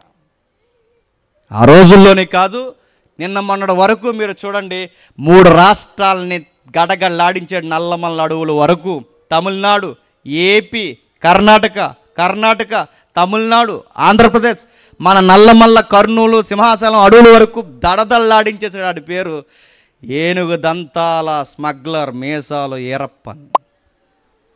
పోలీసులు తెలుస్తుంది. మీసాలు ఈరప్పన్ దేనికి ఫేమస్ అయ్యాడు? దంతాలు దేనికి సార్ అంటే, రష్యా, వెస్టర్న్ కంట్రీస్లో దంతాలకి గిరాకీ ఎక్కువ. ఆ దంతాలతో చేసిన వస్తువులైనా, దంతాలతో చేసిన చిన్న చిన్న బొమ్మలైనా గిరాకీ ఎక్కువ. ఏంటి వస్తువులు చేస్తేనే ఎంత గిరాకీ అయితే ఈయన ఏకంగా ఏం చేయించాడు దంతంతో? ఓ పెద్ద కుర్చీ చేయించాడు. ఎందుకు సార్ అంటే పెట్టండి రా అన్నాడట. ఆ కుర్చీ చేయించాడు. ఓన్లీ తెల్లగుంటే బాగోదు, ఆ తెల్లని దంతం మీద గోల్డ్ ఇవ్వండి రా మచ్చిక అన్నాడట. ఎంత లగ్జరీ చూడండి. దంతాల మీద పైన సువర్ణం పొదిగించాడు. సింహాసనంకి 6 మెట్లు ఉన్నాయి. సింహాసనం మీది భాగం వెనక తొట్టు గుండ్రము గుండు. సింహాసనం మీది భాగం వెనక తొట్టు అంటే బ్యాక్గ్రౌండ్ గుండ్రంగా ఉండాలి రాజుల వెనకాలని ఈ టెక్నాలజీ రాయల్ లుక్ తీసుకొచ్చింది ఎవరు చెప్పండి? మీకు ఇంకా బాగా అర్థం కావాలంటే మాజీ సీఎం అయినా, ఇప్పుడు సీఎం అయినా, రేపు పొద్దున కాబోయే సీఎం అయినా, సీఎం కుర్చీ వెనకాల మీరు చూడండి గుండ్రంగా ఒకటి ఉంటుంది. ఉదయించే సూర్యుడు, ఉదయించే చంద్రుడిలాగా ఏదో ఒక ఆకారం గుండ్రంగా పెడతారు. ఎందుకంటే అది రాయల్టీ, రాజరికం. వెనకాల ఆ పేస్ లేదా ఆ వెనకాల ఆ బ్యాక్గ్రౌండ్ ఎందుకు పెడతారంటే ఆయన రిచ్ అని చెప్పడానికి పెడతారు. ఇలాంటి రిచ్ కల్చర్ తీసుకొచ్చింది ఎవరని చెప్పండి? సొలొమోను. ఏనుగు దంతాలు వాడాడు, బ్యాక్గ్రౌండ్స్ వాడాడు. ఇంకా ఇరుపక్కల మెట్ల మీద 12 సింహములు నిలిచి ఉండను. అటువంటిది ఏ రాజ్యమందు లేదు. అటేపు 6, ఇటేపు 6 బంగారు సింహాలు. వీటన్నిటినీ పెట్టి మరియు రాజైన సొలొమోను పానపాత్రలు బంగారమైండును. లెబనోను మంద్రపు పాత్రలన్నీ బంగారపువే, వెండి ఒక్కటినీ లేదు. ఏంటట? ఏమని మాట్లాడుతున్నాడు చూడండి. చాలామంది మాట్లాడతారు. ఏమని మాట్లాడతారు తెలుసా? రే మా తాతలు డబ్బున్నోళ్ళరా, మేము గోల్డ్ స్పూన్ రా అంటారు. ఏంటట? మేము గోల్డెన్ స్పూన్ అంటే నీ స్పూనే గోల్డ్ ఏమో. సొలొమోను గారి ఇంట్లో టీ తాగే గ్లాసు గోల్డ్, స్నానం చేసే డొక్కు గోల్డ్, కూర్చునే కుర్చీ గోల్డ్, ఆయన ప్రతిదీ గోల్డ్, ఆయన తినే భోజనపు బల్ల గోల్డ్, ఆయన కట్టించిన మందిరం గోల్డ్, ఆయన ఉండే ప్యాలెస్ గోల్డ్, మెట్లు గోల్డ్, ఆ పక్కనున్న చేతి ఊతలకుండే ఆ కర్రలు గోల్డ్, ఆ డాలు గోల్డ్, కత్తి పిడి గోల్డ్, కత్తే గోల్డ్, అంత బంగారం. ఎందుకంటే ఆయనకు లెక్క లేనంత బంగారం ఉంది. ఒకటి కాదు, ఒక్క బంగారం కాదు, చాలా బంగారం వెనకేసుకొచ్చి అసలు ఆయన రోజుల్లో ఎన్నిక లేదట. ఇంకా కిందకి చెప్తున్నాడు చూడండి. చాలా లగ్జరీ లైఫ్ బతుకుతున్నాడు. సముద్రములో ఏరము ఓడలతో కూడిన తర్షీసు ఓడలు రాజు కలిగి ఉండెను. ఈ తర్షీసు ఓడలు 3 సంవత్సరాలకు ఒక మారు బంగారము, ఎండి, దంతము, కోతులు, నెమళ్ళు, పెట్లు వీటన్నిటినీ తీసుకొని వచ్చుచుండు. ఏ వాళ్ళట? తర్షీసు వాళ్ళు. తర్షీసు వాళ్ళు అంటే మీకు నరసాపురానికి దగ్గర, కూడా నరసాపురం దగ్గర, నరసాపురంకి కోనసీమకి మధ్యలో తిరిగి ఈ కాదు తెప్పలో ఆ వాళ్ళ కాదు. వాళ్ళంటే ఒక ఊరిని ఎత్తుకెళ్ళిపోతాయి అవి వాళ్ళంటే. అలాంటి వాడంటే వాడంతా బంగారం వచ్చేదట. వాడ బంగారం అంటే నేను అడుగుతున్నాను, ఎంతమంది లలిత జ్యువెలరీ గుండెలను ఆయన ముందు సరిపోతారు చెప్పండి? అసలు బంగారం ఆయన లెక్క లేకుండా వాడాడట. ఇంకా ఏం తీసుకొస్తున్నాడు? బ్రాండెడ్ బోట్స్ ఉన్నాయంట ఆయనకి, వాహనాలు మాదిరి. బంగారము, ఎండి, దంతాలు అంటే ఏనుగు దంతాలు, ఇంకా కోతులు, నెమళ్ళు, పెట్లు. నేను అడుగుతున్నాను, దంతాలంటే బాగుంది, కోతులు ఎందుకండి ఆయనకి? దంతాలంటే బాగుంది, నెమళ్ళు ఎందుకండి ఆయనకి? దంతాలంటే బాగుంది, పిట్టలు ఆయన ఏం చేసుకుంటాడండి? పిట్ట బిర్యానీయా? ఆయన ఏం చేసుకుంటాడు? ఆయనకి ఎందుకు? నెమళ్ళు అంటే ఎందుకు కాదు. ఈసారి డబ్బున్న వాళ్ళు ఇంటికి వెళ్ళి చూడండి. అరెకరంలో ఇల్లు కడతారండి. అరెకరంలో ఇల్లు కడుతున్నప్పుడు ఈ డబ్బున్న వాళ్ళు, ఈ పాలిటిక్స్లో తిరుగుతున్న వాళ్ళు, బిజినెస్లో ఉన్న వాళ్ళ ఇల్లులు గమనించండి. అక్కడ రాస్తున్న మాట చూడండి. దంతాలు, కోతులు, నెమళ్ళు. ఈసారి డబ్బున్న వాళ్ళు ఇంటికి వెళ్ళి మీరు చూడండి. ఇంటర్వ్యూలు ఇస్తున్నారు ఈ మధ్య, మీరు చూసారు లేదు? ఇల్లు చూపించే ఇంటర్వ్యూలు జరుగుతున్నాయి, చూసారా? ఆ ఇల్లులు చూపిస్తున్నప్పుడు ఇంటర్వ్యూలు ఈ న్యూస్ మీడియా వాళ్ళని ఫోకస్ చేస్తున్నారు. ఆ చేసినప్పుడు వాళ్ళు చూపిస్తున్నారు. ఏం చూపిస్తారంటే ఆ లోపలికి ఇంట్లోకి వెళ్ళే ముందు ఒక అరెకరం ముందు వదిలేస్తారు. ఈ ముందు వదిలేసినప్పుడు ఈ చక్కగా గార్డెన్ మెయింటైన్ చేస్తారు. ఈ గార్డెన్ మెయింటైన్ చేసినప్పుడు ఆ గార్డెన్లో ఏం పెడతారు చెప్పనా? కోతులు, నెమళ్ళు, తొండలు, చిలకలు, పక్షులు, ఇంకా రకరకాలు ఏవైతున్నాయో ఇవన్నీ పెడతారు. పెట్టేమంటారు చెప్పనా? మన లోపలికి వచ్చిన వెంటనే ఓ పెద్ద పక్షో, నెమలో, ఏదో ఒకటి తొండో ఏదో ఒకటి మనకు కనబడుతుంది. అప్పుడు చెప్తారు ఇది ఏ తొండో తెలుసా, ఇది ఇండియా తొండ కాదు, మరి ఆస్ట్రేలియా తొండ. ఇది ఏ నెమలు అనుకుంటున్నారు, ఇండియా నెమలు అనుకుంటున్నారా? కాదు, మిడిల్ ఆసియా నుంచి తెప్పించాం. ఇది ఈ చిలక, ఇది మీరు ఇండియాలో ఉండే రామ్ చిలక అనుకుంటున్నారు? నో, ఇది మాట్లాడే చిలక, పైన తెప్పించాం. సార్ ఎందుకు సార్ డబ్బున్న వాళ్ళంటే వాళ్ళు చెప్తుంటారు, ఈ కుక్క ఎక్కడ అనుకుంటున్నారు, ఇండియా కుక్క అనుకుంటున్నారా? చాలా రిచ్గా ఎక్కడో, ఇది కొన్ని వేల రూపాయలు. దీని ఫుడ్ మెయింటెనెన్స్ ఎంతో తెలుసా, నెలకి 15,000 నుంచి 20,000 దీని మెయింటెనెన్స్ అని చెప్తారు. సార్ ఇవన్నీ దేనికి సార్ అంటే, ఇలాంటి జంతువుల్ని, ఇలాంటి పక్షుల్ని, ఇలాంటి పురుగుల్ని ఎంత మెయింటైన్ చేస్తే చెప్పండి అంత రాయల్టీ అన్నమాట. ఈ డబ్బులు ఎన్న వాళ్ళ ఇంటికి వెళ్ళి చూడండి, పిల్లల్ని పెంచుకుంటారు, కుక్కలు పెంచుకుంటారు, అయ్యో రకమైన కుక్కలు పెంచుకుంటారు. ఎందుకంటే రాయల్టీ అది. ఆ కుక్కలు మూతులు నాగుతుంటారు, ఆ బల్లి మనం చూస్తే సెరకు వచ్చేది, ఆ బల్లి ఆ అడుగు బల్లి ఎలా ఎక్కించుకుంటారు. ఇవన్నీ ఎందుకంటే రాయల్టీ. అనకొండలు పెంచుతుంటారు చూసారా, పాములు పెంచుతుంటారు, ఉడుములు పెంచుతుంటారు, సోములు బిల్లు పెంచుతుంటారు, రకరకాలు పెంచుతారు. ఇవన్నీ దేనికంటే మేము రిచ్గా ఉన్న వాళ్ళు ఇలా ఉంటారని. ఇలాంటి రిచ్న చాలా మెయింటైన్ చేసేటట్టు ఎవరు, సొలొమోను గారు. ఇంత ఉంది, నేను ముగిస్తున్నాను, జాగ్రత్తగా వినండి. ఈ ప్రకారం రాజు అయిన సొలొమోను ధనము చేత జ్ఞానము చేత భూపతులందరిలో అధికుడయుండును.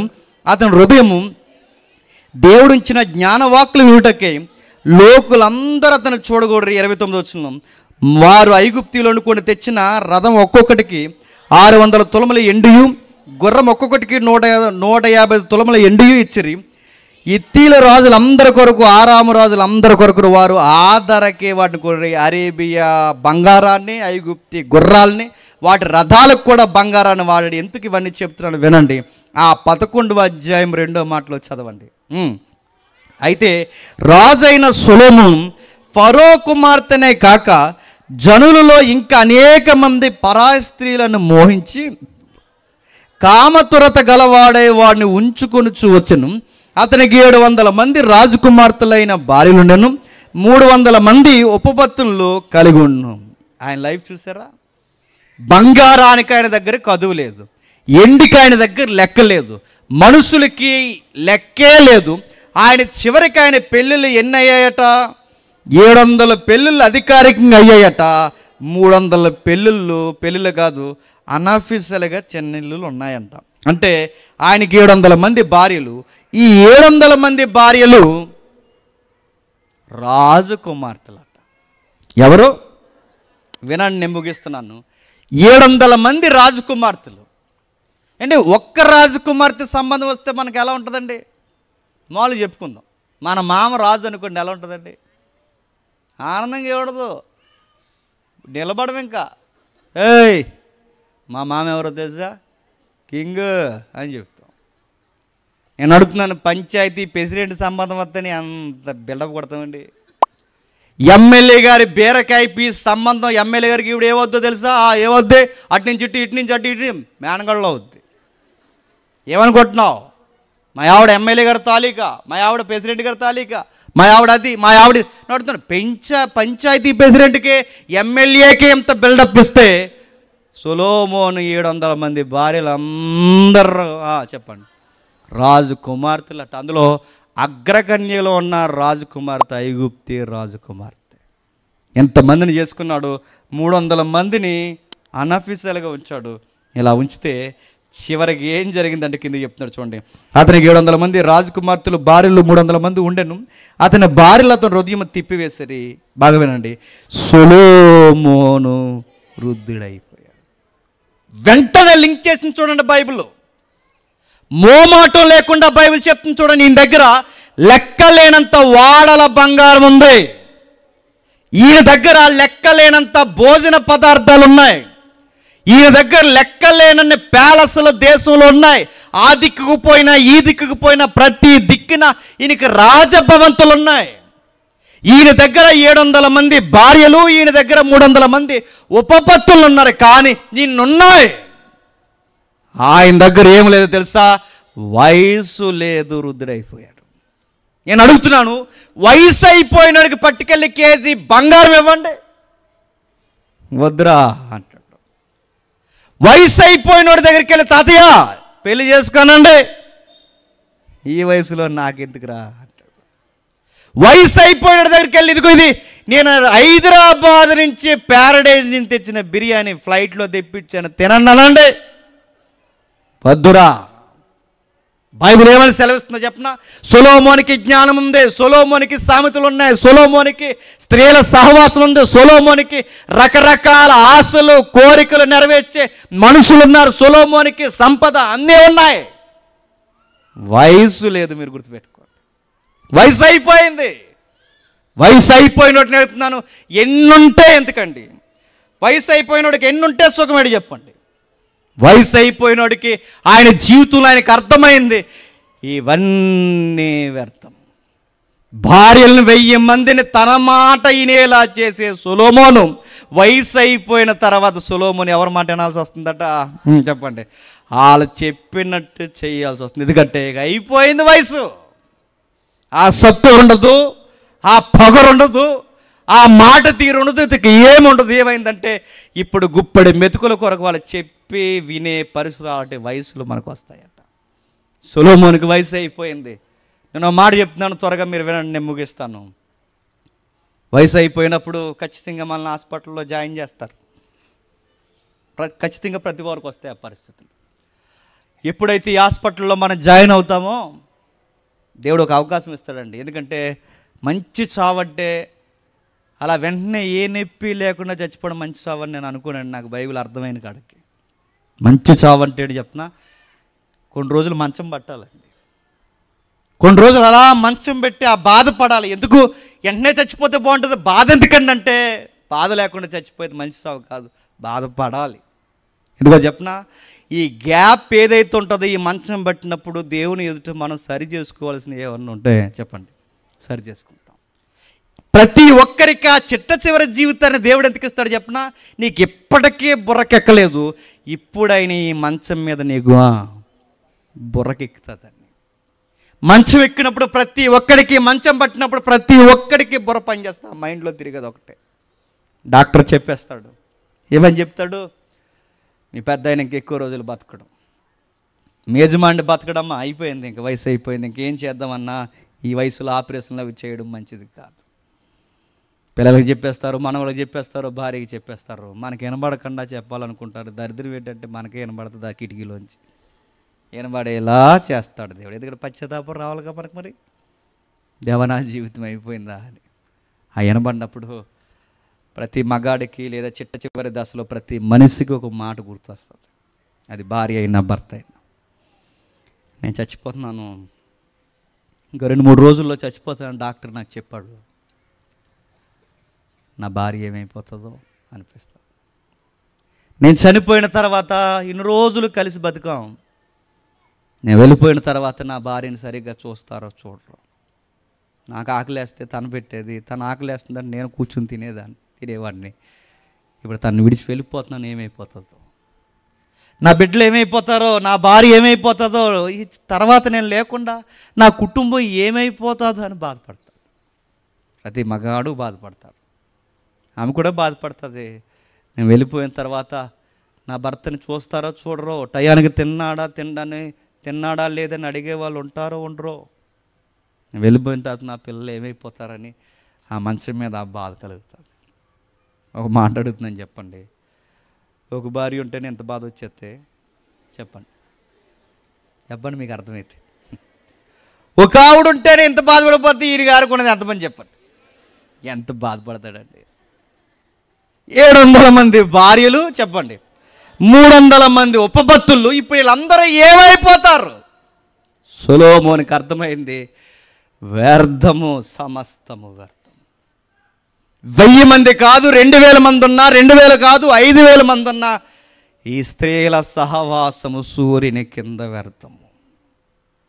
బంగారం వాడలు తెప్పించుకొని, నాకు నచ్చిన సింహాసనాలు కట్టించుకొని, టన్నుల బంగారం నేను ప్యాలెస్లో పోగేసుకున్నా, బంగారం ఉంటుంది నాతో, వయసు ఉండదు, వ్యర్థము.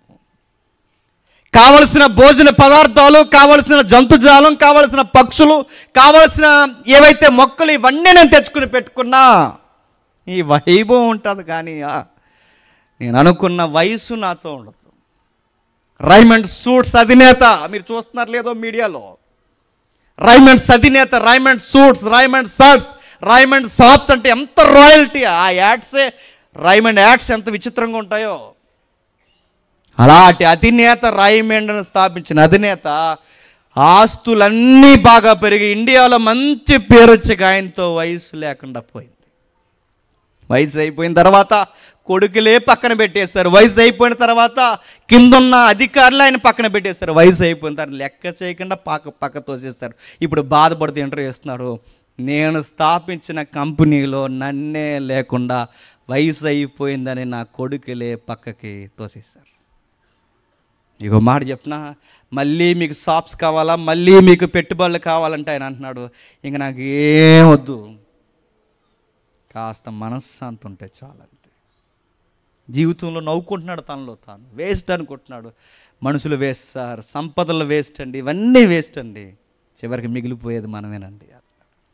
ఈ మాటలు ఈరోజు ఈ మనుషులు మనకు చెప్పకముందే వేల సంవత్సరాల క్రితమే సొలొమోను తన దేవుని జ్ఞానం చేత చెబుతున్నాడు. ఎక్కడికి పరిగెట్టకండి.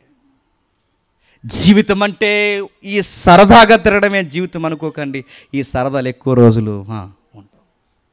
జీవితం అంటే తిండి తినడమే అనుకోకండి. ఈ తిండి తినే రోజులు ఎక్కువ రోజులు ఉండవు. జీవితం అంటే ఈ ప్రేమలే జీవితం అనుకోకండి. ఇవి ఎక్కువ రోజులు ఉండవు. జీవితం అంటే ఈ మనుషుడు ఉంటాడు, ఫ్రెండు, ప్రియురాలు, రకరకాలు స్నేహాలు, ఇవన్నీ చెప్పకండి, ఇవి ఎక్కువ రోజులు ఉండవు. జీవితం అలా వస్తుంది. బాల్యం అలా చూస్తుండగా వెళ్ళిపోతుంది. యవ్వనం అలా చూస్తుండగా అలా వెళ్ళిపోతుంది. నడి వయసు అలా చూస్తుండగా అలా వెళ్ళిపోతుంది. జీవితం అలా చూస్తుండగా చెప్పండి అలా వెళ్ళిపోతుంది. నేను చెబుతున్నాను, జీవితాన్ని అర్థం చేసుకోండి. జీవితంలో ఎక్కువ రోజులు ఉండని దానికోసం ఆశించకండి, చచ్చిపోతారు ఒకరోజు. మరి ఏమి వద్దంటే మరి ఎలా సొలొమోను గారు అంటే, అప్పుడు ఆయన అంటున్నాడు, నేను అన్నీ చూశాను కనుక చెప్తున్నాను, ఇవేమి మీకు వద్దు, కానీ ఒకటి మాత్రం జ్ఞాపకం పెట్టుకోండి అన్నాడు. ఏంటది? ఆ 12వ అధ్యాయం మొదటి వచనం చూడండి, ముగించేద్దాం.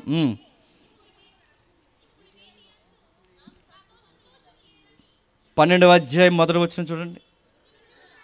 దుర్దినములు రాకముందే వీటి యందు నాకు సంతోషము లేదని నీవు చెప్పు సంవత్సరాలు రాకముందే తేజస్సునకు, సూర్యచంద్ర నక్షత్రాలకు చీకటి కమ్మక ముందే, వాన ఎలిసిన తర్వాత మేఘాలు మరలా రాకముందే, నీ బాల్య దినములు యందే నీ సృష్టికర్తను స్మరణకు తెచ్చుకో. లైఫ్లోను పట్టుకుపోయేది ఏదన్నా ఉంది అంటే నీ దేవుడితో నీకున్న భయభక్తులు తప్ప ఇంకేం పట్టుకెళ్ళావు.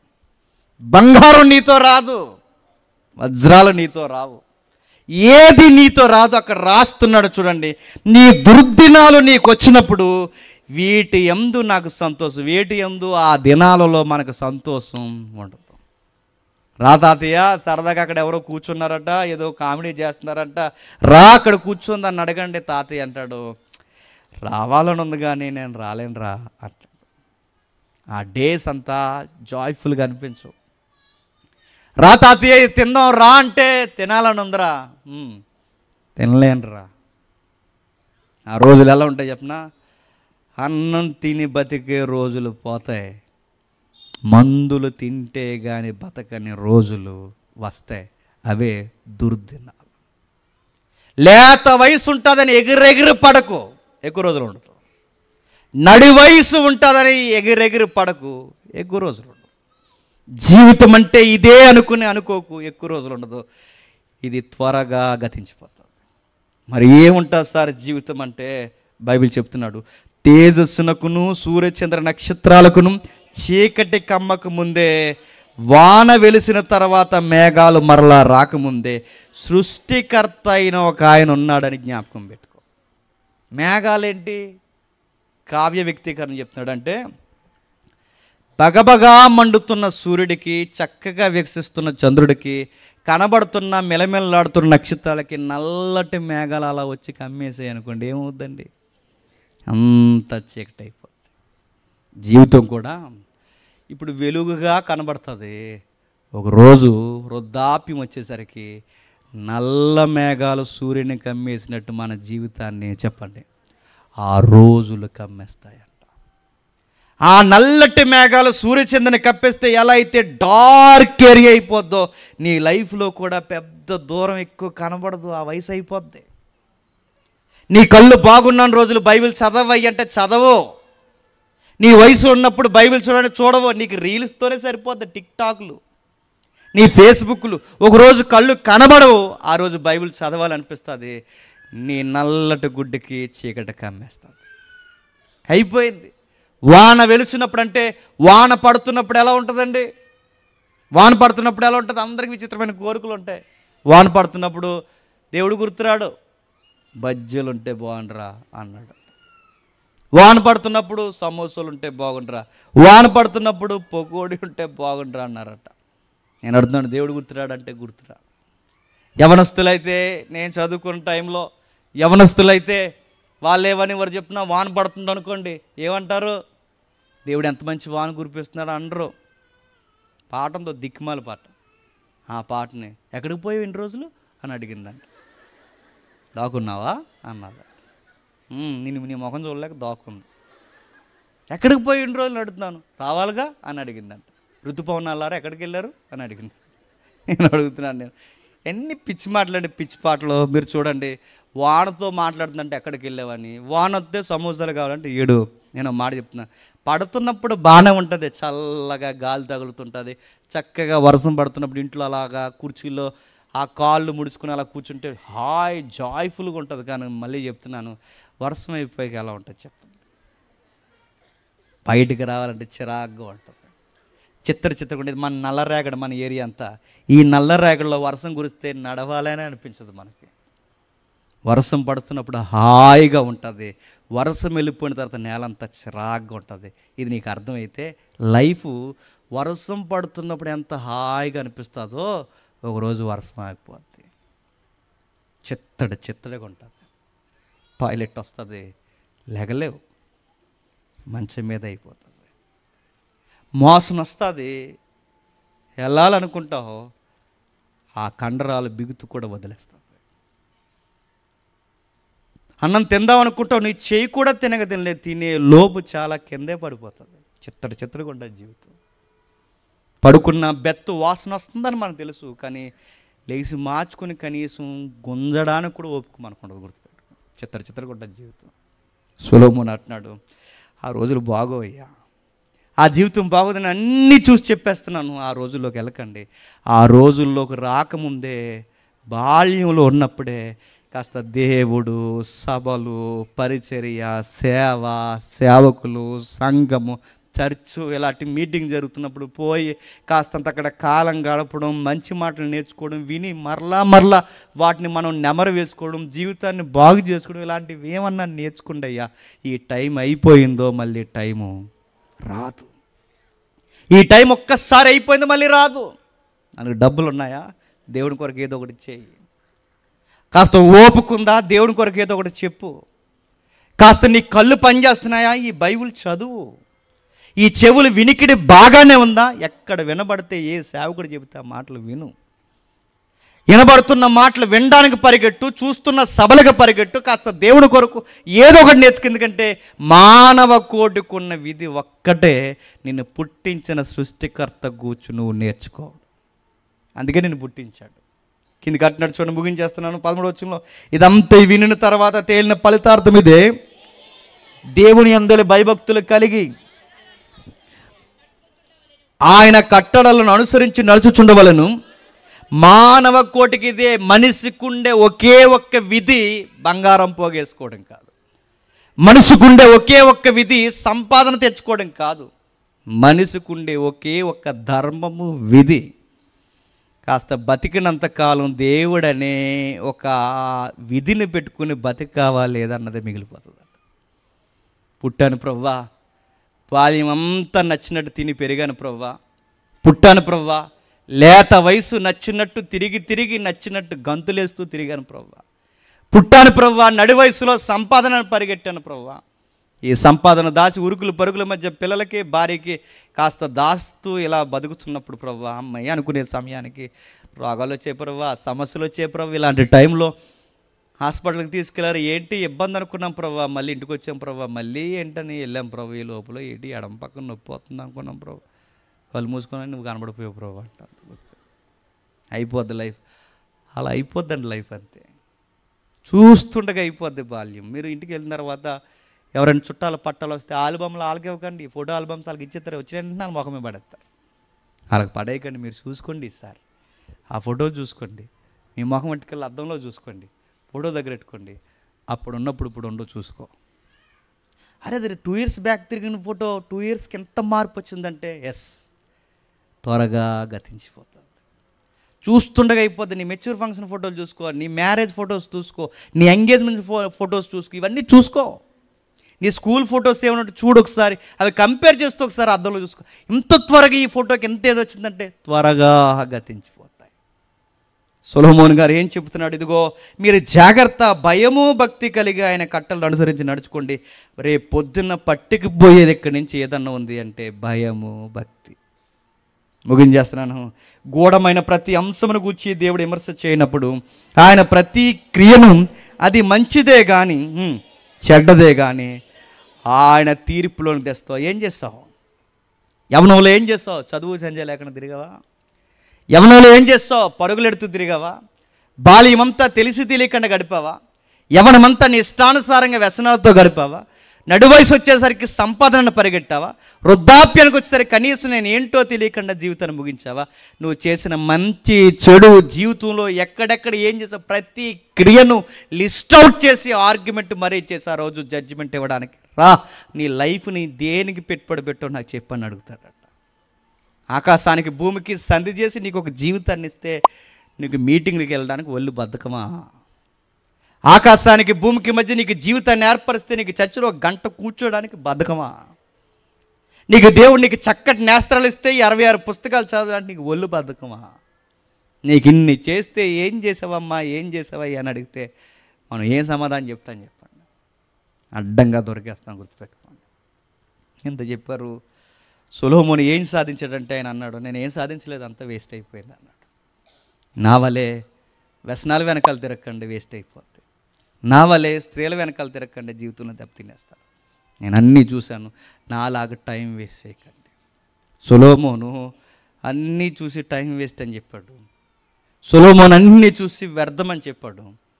సొలొమోను కన్నా గొప్పవాడు భూమి మీదకి ఒక రోజు వచ్చాడు. ఆయన ఒక మాట అంటే, ఇదిగో సొలొమోను కన్నా గొప్పవాడు మీ మధ్య ఉన్నాడు అన్నాడు. సొలొమోను కన్నా గొప్పవాడు ఎవరండి? ప్రభు అయిన యేసుక్రీస్తు వారు. సొలొమోను తాగాడు.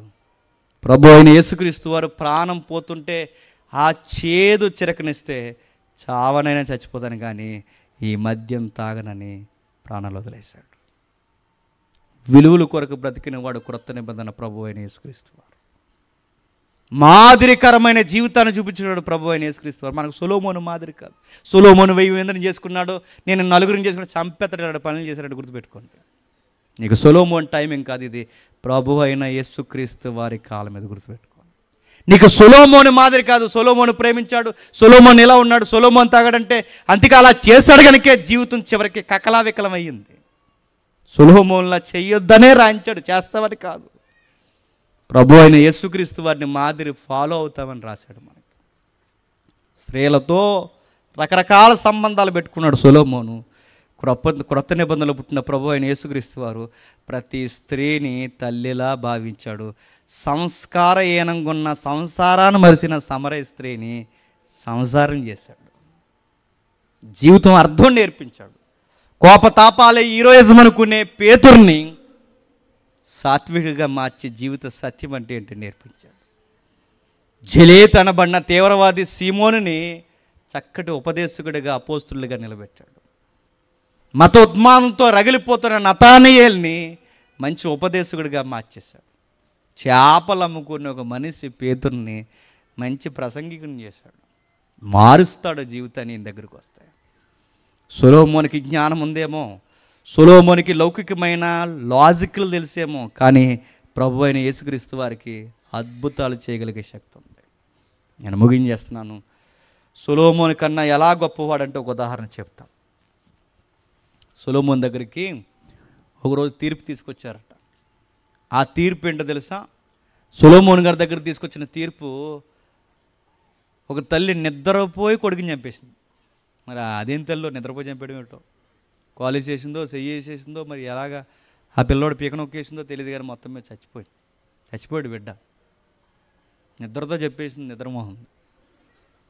తర్వాత ఇంకొక ఆవిడ ఉంది, ఆవిడ నిద్రమోహమే. ఆవిడ ఎలా నిద్రమోహం అంటే, పక్కనున్న పిల్లోడిని ఎత్తుకుపోతే మెలుగు రాలేదండి. ఈవిడ నిద్రమోహం కదండి, ఆవిడికి నిద్ర వచ్చేసింది. చెప్పండి, ఈవిడికి నిద్ర. ఇప్పుడు ఈ తీర్పు వచ్చింది, నా బిడ్డ అంటే నా బిడ్డను కొట్లాడుకుంటే ఇప్పుడు జడ్జిమెంట్కి ఎవరి దగ్గర తీసుకొచ్చారండి? సొలొమోను గారు. ఎలా తీరుస్తాడు ఆ రోజు? ఏమైనా సీసీ కెమెరాలు ఉన్నాయా? సీసీ ఫొటోస్ ఉన్నాయా? ఏమున్నాయి? సెక్యూరిటీ వింగ్ ఉందా గవర్నమెంట్ హాస్పిటల్లో లేదు ఆ రోజు. ఎలా ఆయన దగ్గర తీసుకొచ్చారు? ఆయన ఎంత మేధావి చూడండి. తీసుకొచ్చి నిలబెట్టారు. అయ్యా, ఒకే బిడ్డ ఉన్నాడు, ఒక బిడ్డ చనిపోయాడు, ఇద్దరు తల్లులు కలిసి నా బిడ్డ అంటున్నారంటే సొలొమోను అన్నాడు, ఓ పదునైన కత్తిదండి, చెరుకో ముక్క నరికేసి ఇచ్చేయండి అన్నాడు. ఇదేం తీర్పు అంటే సొలొమోను తీర్పు ఇది. చెరుకో ముక్క నరికండి అంటే ఆవిడ అందట, ఆ దొంగ తల్లి, నరికండి బాబు, నరికండి, ఏదో ముక్క త్వరగా ఇచ్చేయండి అన్నాడు. ఒరిజినల్ తల్లి అందా, అయ్యా నరకొద్దయ్యా, నా బిడ్డ నా దగ్గర లేకపోయినా పర్లేదు, కానీ నా బిడ్డ ఎక్కడో దిక్కున బతుకుంటే చాలు, నరకొద్దాన్ని. అప్పుడు సొలొమోను అన్నాడు, కనలేని తల్లి గనక నరికేమంది, కనిన తల్లిని కనుక బిడ్డను చంపుకోవడానికి ఇష్టపడలేదు. ఈవిడ ఒరిజినల్ తల్లి, ఈవిడ డూప్లికేటు, ఈవిని పంపించేసి బిడ్డని ఈవిడికి ఇచ్చండి. జడ్జిమెంట్కి అదిరిపోయింది ఆ రోజు. ఇప్పుడు సొలొమోను కన్నా గొప్పవాడు ఎవరండి? ప్రభు అయిన యేసుక్రీస్తు వారు. ఇదే జడ్జిమెంట్ ప్రభు దగ్గర తెస్తే ఏం చేస్తాడో చెప్పనా? చనిపోయిన బిడ్డను కూడా చెప్పండి. అందుకే ఈయన సొలొమోను కన్నా గొప్పవాడు, గుర్తుపెట్టుకో.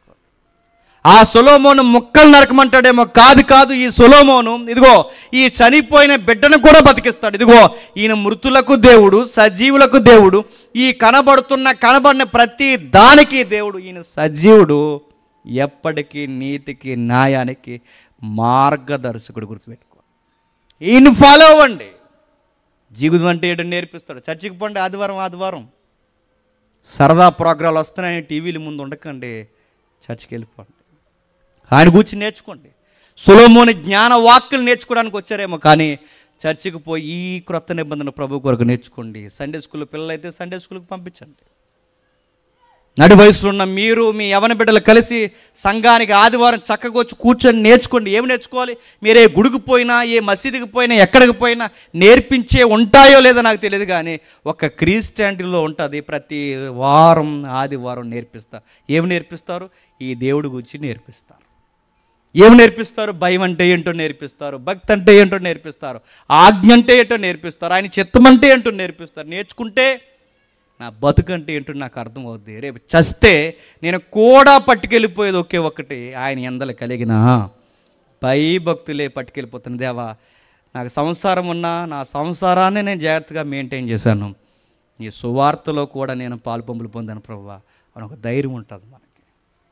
ప్రభువా, నా యవ్వన జీవితంలోనే చక్కగా చదువుకున్నాను, ఆ చదువుని క్రైస్తవ బిడ్డగా నీకు మహిమకరంగా నేను ఉపయోగించాను, ఒక సాక్ష్యం ఉంటుంది. మీరు ఎప్పుడైతే ఈ విధమైన బతుకుని మీరు కట్టుకుంటారని చెబుతున్నాను. సొలొమోను అన్నాడు, త్వరగా గతించిపోయే జీవితంలో ఎక్కువ మానసికమైన టెన్షన్స్ పెట్టుకోకండి. అది లేదని కృంగిపోయి నేను సూసైడ్ చేసేసుకుంటాను, చచ్చిపోతాను, ఇలాంటి మాటలు మాట్లాడకండి. చిన్న జీవితం ఈ పేజీలు అలా తిరగేస్తుండగా అయిపోతే దీని కొరకు మీరు మనోవేకలం చెందారో విలువైన జీవితాన్ని చెప్పండి పాడు చేసుకుంటారు. అర్థవంతంగా మార్చుకోండి. మీ చదువులు బాగుపడతాయి, మీ సంసారాలు బాగుపడతాయి. ఉన్న జీవితంలో శ్రమలు, బాధలు, ఇబ్బందులు వస్తే వాటిని ఎలా ఎదుర్కోవాలో కూడా ఒక ధైర్యం. దేవుడు మిమ్మల్ని దీవించి బలపరిచి మరింత క్రైస్తవ బిడ్డలుగా ఈ అన్ని జనాంగం మధ్య మీరు వర్ధిల్లింపచేయును. ఆమేన్, ఆమేన్.